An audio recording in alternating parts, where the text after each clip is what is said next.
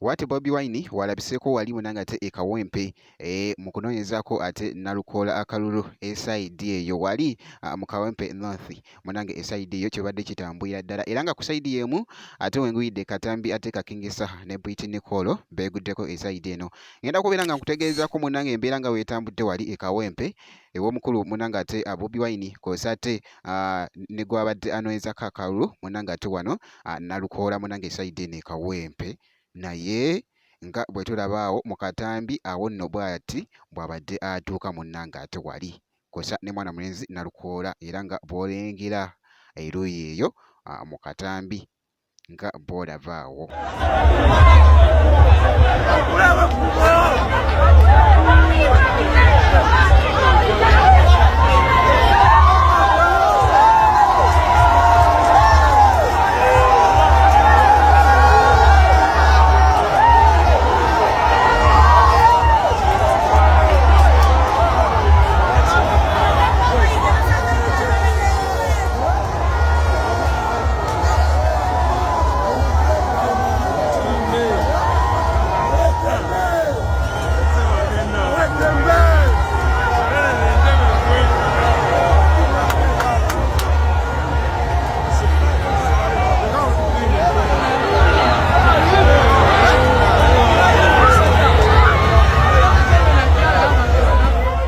Naye nga ku sayidi y'emu munange poliisi ekubye abantu kibooko muganda wange.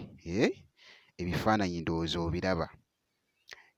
Ekubye abantu kibooko muganda wange, tekibadde kirungi nakamu kuba tulabyekoko wali abantu ab'enjawulo, waliwo ne bodegaadi wa Bobi Wine ye bamumenye okugulu muganda wange, naye nja kuba nga mbikuwa ate mu maaso eyo katono nnyo muganda wange. Naye nga bwe kityo munange ate bwe kitambudde esayidi eyo ew'omukulu munange ate Bobi Wine ne nalukoola munange mu kalulu munange ate sayidi eyo webityo webiri mu kutambula. Kati kankuggyeeyoko eyo ate nkutegeezeko nti no Kingisa Abambi beeguddeko ne Bwiti Nicole munange sayidi eno ekibadde mu Katambi muganda wange. Bwiti Nicole babadde bayumyayumyamuko awo olubozi nga lukutta kati omwana mulenzi Kingisa nga wagoyingamuko crazy awo era nga bulaba mu Katambi munnange gubadde muzigo mwerere. Omukwano gunyuma naye obulamu bunyuma talina kyano olabye kale olabye obulamu bunyuma kale olinawo ekyana ebbali okiwa mapeeke kale awo ekikugamba yongera bebi ulabala kale ekiro kimu ogenda kufuna akabogomu.